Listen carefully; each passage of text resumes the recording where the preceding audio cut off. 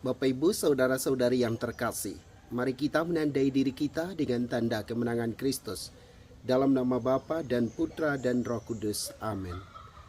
Allah Bapa yang Maha Kuasa dan Kekal, kami mengucap syukur dan berterima kasih kepadamu karena Engkau memberi kami kesempatan untuk mendengarkan firman kebenaran-Mu.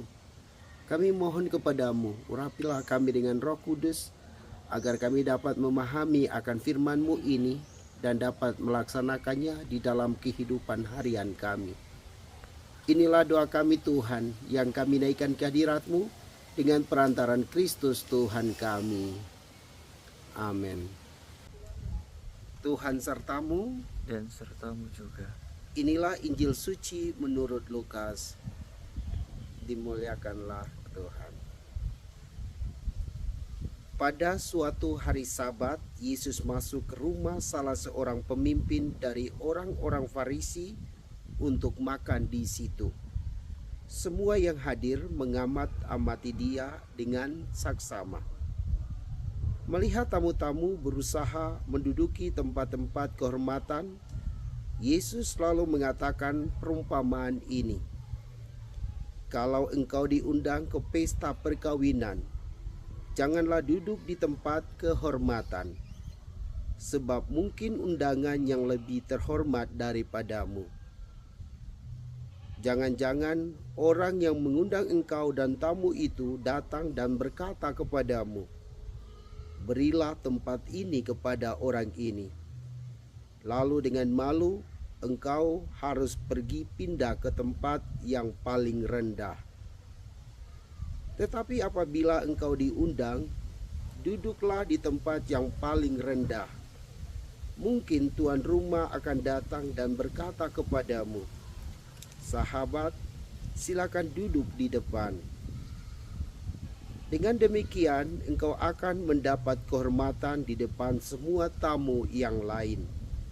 Sebab barang siapa meninggikan diri akan direndahkan, dan barang siapa merendahkan diri akan ditinggikan.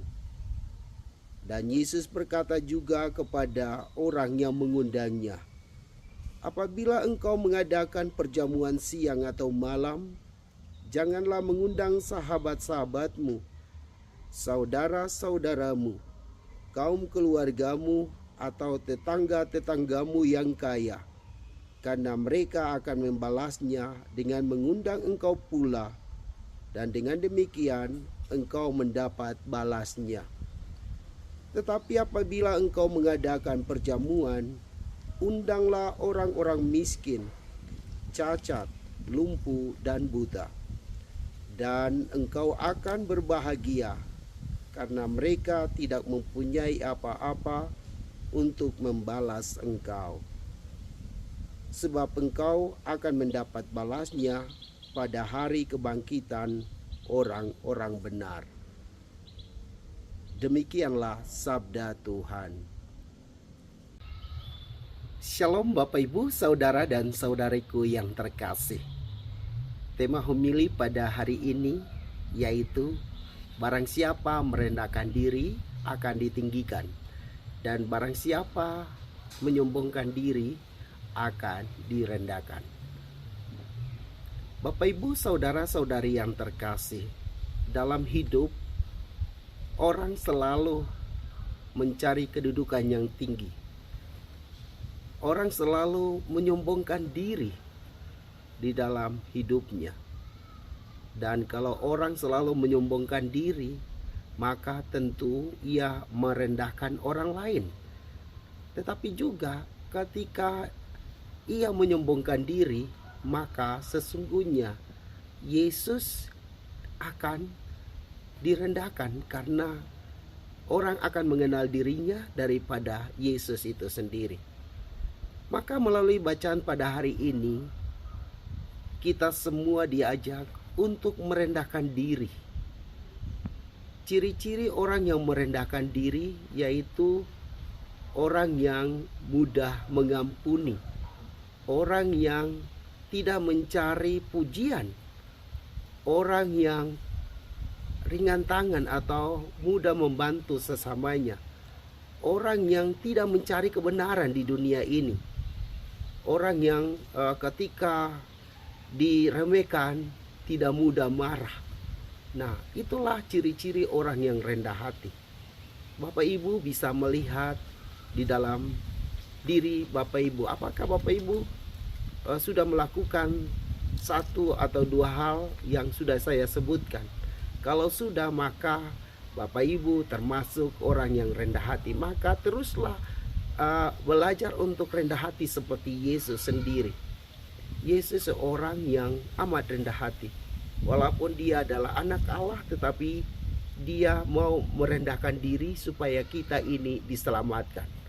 Semoga dari hari ke hari kita juga mau merendahkan diri di hadapan Tuhan, supaya Tuhan itu ditinggikan, supaya banyak orang mengenal Tuhan dan beriman kepadanya.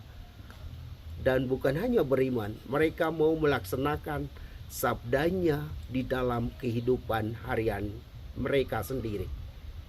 Bapak Ibu saudara-saudari, mari kita terus menerus belajar menjadi orang yang rendah hati seperti Yesus, supaya kita bisa mengantar banyak orang untuk percaya kepada Allah melalui Yesus dan dalam persekutuan dengan Roh Kudus. Semoga demikian. Allah yang Maha Kuasa, kami mengucap syukur atas firman kebenaran-Mu yang telah Engkau wartakan kepada kami. Bantulah kami dengan Roh Kudus agar kami mampu melaksanakannya di dalam kehidupan harian kami, sehingga kami dapat mengantar banyak orang untuk beriman kepadamu dan mau melaksanakan sabdamu dalam hidup mereka. Doa ini kami sampaikan kepadamu dengan perantaran Kristus Tuhan kami. Amin. Tuhan bersamamu dan bersama roh. Semoga Bapak Ibu saudara-saudari diberkati dan dipimpin oleh Allah yang Maha Kuasa, Bapa dan Putra dan Roh Kudus. Amin.